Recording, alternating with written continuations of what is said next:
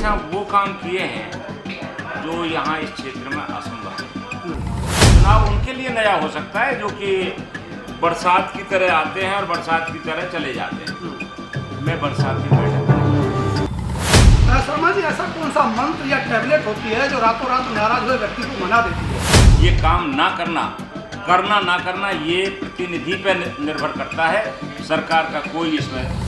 दोस्तों नमस्कार, आप देख रहे हैं सत्य हुंकार में आपके साथ सत्य। चुनावी दौर जैसे जैसे नज़दीक आ रहा है, कैमरों की खनक और नेता की दिल की धड़कनें बढ़ने लगी हैं, क्योंकि पहला दौर जो शुरू होगा और ये तय होगा कि आखिर किसको टिकट मिलेगा, और जिसको टिकट मिलेगा उसके बाद ये तय होगा कि विधायक कौन बनेगा। बहुत कुछ तय हो जाएगा टिकट में। और आज मैं इसी पड़ताल में पहुंच गया हूं पृथला विधानसभा। पृथला विधानसभा वही विधानसभा है जहां से कभी भी भारतीय जनता पार्टी का विधायक नहीं बना है। और जो आज मेरे साथ शख्सियत होंगे वो शख्सियत पहले विधायक रह चुके हैं। बसपा से आपने चुनाव लड़ा और बसपा से चुनाव लड़ने के बाद भाजपा में चले गए, भाजपा के साथ लगातार रहे। भारतीय जनता पार्टी में रहते हुए जब उनको टिकट नहीं मिला तभी भी वो भाजपा के साथ खड़े रहे और लगातार अगले 5 साल तक उन्होंने काम किया। और उसके बाद विपक्ष में रह करके, यानी मैं कहूँ कि निर्दलीय, क्योंकि चुनाव जीते थे, विपक्ष में रह करके भारतीय जनता पार्टी के साथ बहुत सारे विकास कार्यों को गति देते रहे। एक बार फिर बड़ा सवाल खड़ा हो गया है कि अब की बार पंडित टेकचंद को पृथला विधानसभा से भारतीय जनता पार्टी अपना कैंडिडेट बनाएगी। इसी बड़े सवाल की पड़ताल को लेकर के मैं पहुंच गया हूं पंडित टेकचंद शर्मा के पास। तो आइए स्वागत करते हैं। सबसे पहले पंडित जी, बहुत बहुत स्वागत आपका। सबसे पहले तो धन्यवाद भाई। लंबी दौड़ रही आपकी राजनीति में, विधायक रहे, विधायक रहने के बाद चुनाव नहीं लड़ना अपने आप में बड़ी बात है, क्योंकि राजनीतिक नेता का कर्तव्य, धर्म या कहें जो भी कहें, लक्ष्य कहें, यही होता है कि उसे चुनाव लड़ना है, हारना है या जीतना है। आपने भाजपा के लिए चुनाव लड़ना त्याग दिया था। आज एक बार फिर आप उसी लाइन में हैं। क्या लग रहा है आपकी बात, भारतीय जनता पार्टी आपको मौका देगी, अपना प्रत्याशी बनाएगी?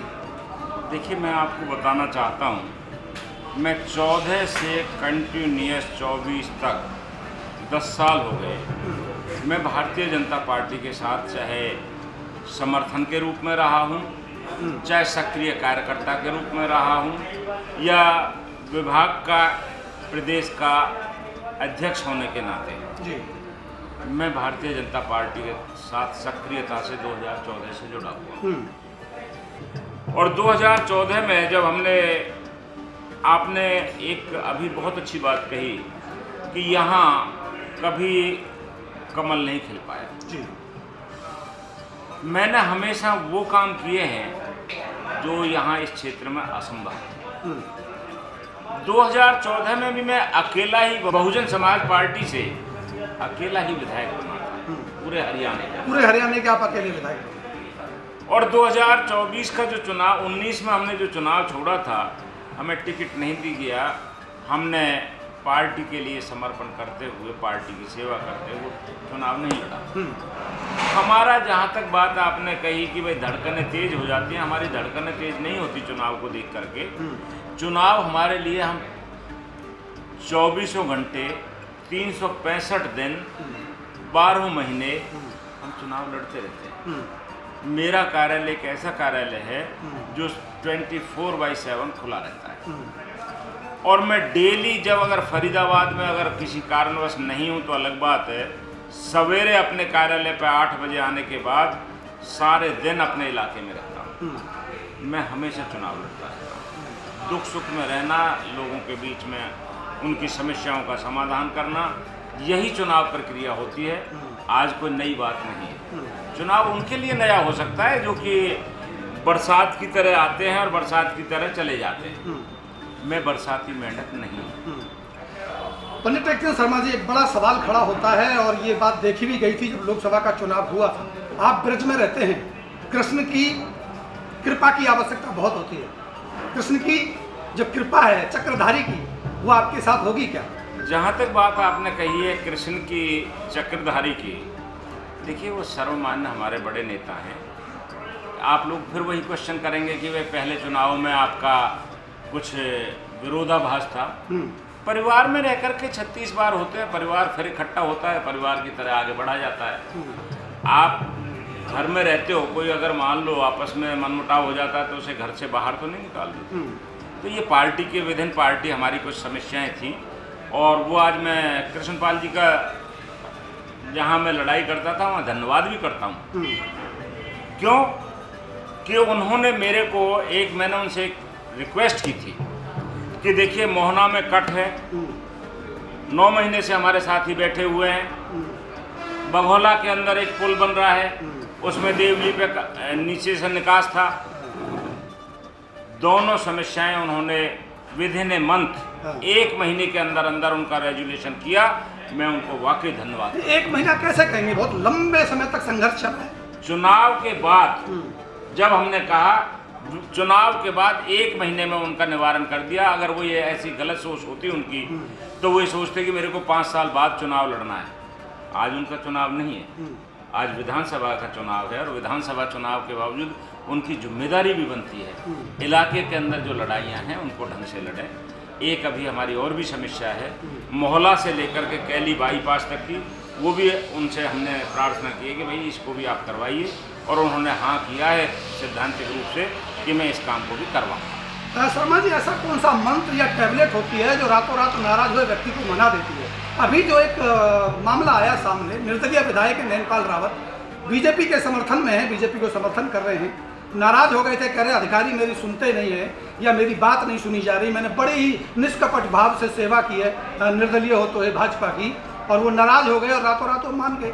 कौन सी गोली हो सकती है? नहीं, गोली की बात नहीं। देखिए, मुख्यमंत्री जी से मुलाकात उनकी हुई होगी, उन्होंने जो समस्याएं रखी होंगी, अब उनके बारे में क्या निर्णय लिया ये तो वही बता सकते हैं। मैं इस बारे में कुछ नहीं कहता। जहाँ तक गोली की बात नहीं होती, जो भी राजनीतिक आदमी होता है अपने इलाके के हितों की लड़ाई लड़ता है। अपने इलाकों के हितों की लड़ाई में अगर मान लो हमारा व्यक्तिगत मेरा संबंध होता, व्यक्तिगत मेरा स्वार्थ होता कुछ, तो मैं मान लेता कि भाई मेरे तो ये मनोकामना पूर्ण नहीं हुई। जब हम लोग जनता के लिए हैं, जनता के द्वारा चुने जाते हैं, जनता के साथ रहने के लिए चुने जाते हैं, तो इसमें कोई गलत नहीं है। अगर मान लो जनता के काम नहीं होंगे तो लोग हमें क्यों मानेंगे? वो चुनाव करके आपको सिर का ताज बनाते हैं, और वो सिर का ताज इसलिए नहीं बनाते कि आप उनके कामों की बजाय उन्हें गोलीबाजी करें। वो अपना काम चाहता है हर आदमी। तो ये उनसे पूछिए उनकी क्या समस्याएं थी।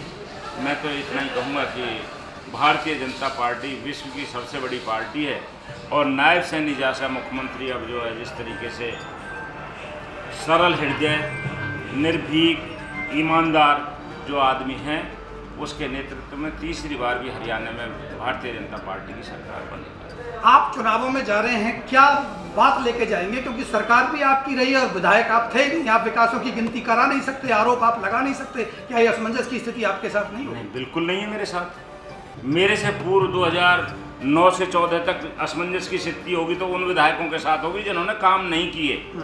मैंने अपने टाइम में 2500 करोड़ रुपए के लगभग विकास कार्य किए हैं, और मैं आज इस चीज़ को कहता हूँ कि मेरे से पूर्व 9 से 14 तक जो कांग्रेस के विधायक रहे वो भी अपना एक वाइट पेपर लाएं कि मैंने ये 5 साल में ये काम किए। मैं जो बार बार चिल्ला रहा हूँ कि भाई 2500 करोड़ रुपए के जो विकास कार्य हुए हैं ये मैं आपको लिखित में दे रहा हूँ, ये मैं कोई वैसे नहीं कह रहा। इनमें अगर कोई बात गलत है तो जनता मेरे को बताए कि ये काम नहीं हुआ, ये आपने गलत लिखा हुआ है। आज 19 से 24 जो विधायक रहे हैं उनको भी लाना चाहिए। भारतीय जनता पार्टी की सरकार 14 से 19 भी थी, और भारतीय जनता पार्टी की सरकार 19 से 24 भी है। ये कार्य करने के ऊपर, क्षमता के ऊपर निर्भर करता है कि आपका प्रतिनिधि किस तरीके का कार्य करता है। मेरे को क्या प्रॉब्लम है? प्रॉब्लम होगी मेरे से पहले वालों को होगी या मेरे से बाद वालों को होगी। वो जनता जनार्दन के सामने हिसाब अपना रखें, जिससे कि पता लगे कि एक्चुअल में कौन विधायक ठीक रहा है। आखिरी सवाल लेंगे आपसे, जातिगत आंकड़ों के आधार पर आप कैसे मजबूत नजर आएंगे? क्योंकि आप ब्राह्मण हैं, जाट बहुल सीट मानी जाती है, और ठाकुर भी सामने खड़े हैं। कैसे लगेगा आपको कि आप मजबूत हैं? आप देखिए, मैं पहली बात तो मैं जाति बिरादरी की इतनी बात नहीं करता। क्या बहुजन समाज पार्टी से मैं चुनाव लड़ा था, उस टाइम पे यहाँ बहुजन समाज पार्टी पे मैं चुनाव जीता था ना, यहाँ इंडिपेंडेंट भी जीता था ना पिछली बार। चाहे वो इमोशनल कार्ड किसी ने खेला हो, चाहे किसी ने पहले पंचायतों का माध्यम रखा हो, मैंने चुनाव जीता था। उसके बावजूद आप कह रहे हो कि पहले नंबर पे यहाँ जाट है, आपकी बात को मैं बड़ा करता हूँ, दूसरे नंबर पे ब्राह्मण है, तीसरे नंबर पे यहाँ दलित है, चौथे नंबर पे यहाँ ठाकुर राजपूत समाज है। और राजपूत समाज के पिछली बार 2 कैंडिडेट थे, और जहाँ मैं जबकि इन आंकड़ों में कभी विश्वास नहीं रखता, क्योंकि मेरा जाट समाज भी सम्मान करता है, ठाकुर समाज भी सम्मान करता है, दलित समाज भी सम्मान करता है, इसलिए उसके बावजूद भी एक को 68,000 मिले, एक को 22,000 मिले, और आपने जाट बाहुल कही वो से 48,000 रहे। तो ये चीज़ें कोई मायने नहीं रखती। आदमी का कार्यशैली क्या है, आदमी का काम करने का सिस्टम क्या है, वो किस तरीके से बैठता है, अपना किस तरीके से बनाता है, लोगों के दुख दर्द में कैसे रहता है, ये सब चीज़ें निर्भर करती हैं। ये चुनाव में जाति और बिरादरी और ये सब चीज़ें ना बहुत लंबी नहीं चला। क्या पृथला विधानसभा के लोगों का ये दुर्भाग्य नहीं कि वो विपक्ष में वोट देते हैं, यानी भाजपा के खिलाफ वोट देते हैं, और जो जीत जाता है वही भाजपा? मैं कह रहा हूँ उनका बड़ा सौभाग्य है। भारतीय जनता पार्टी जैसी की सरकार रही हरियाणा के अंदर, और उसने सबको सर्वांगीण विकास की तरफ लेकर के गए। 14 से 19 उनका उदाहरण है। मैं आपको बार बार कह रहा हूँ, ये काम ना करना ना करना ये प्रतिनिधि पर निर्भर करता है, सरकार का कोई इसमें दोषारोपण नहीं करता। बहुत बहुत धन्यवाद। चलिए आपका। तो ये थे मेरे साथ टेकचंद शर्मा, जो लगातार दावा भी ठोक रहे हैं, मजबूती से भरोसा भी लेके बैठे हैं कि अब की बात कमल खिला के रहेंगे और ये ऐतिहासिक काम होने होगा, ऐसा कहना है टेकचंद शर्मा जी का। नज़र हमारी बनी रहेगी, लगातार हम पड़ताल जारी रखेंगे, आपको ले चलेंगे अगले विधानसभा में। जुड़े रहिए हमारे साथ, देखते रहिए सत्यम का। नमस्कार।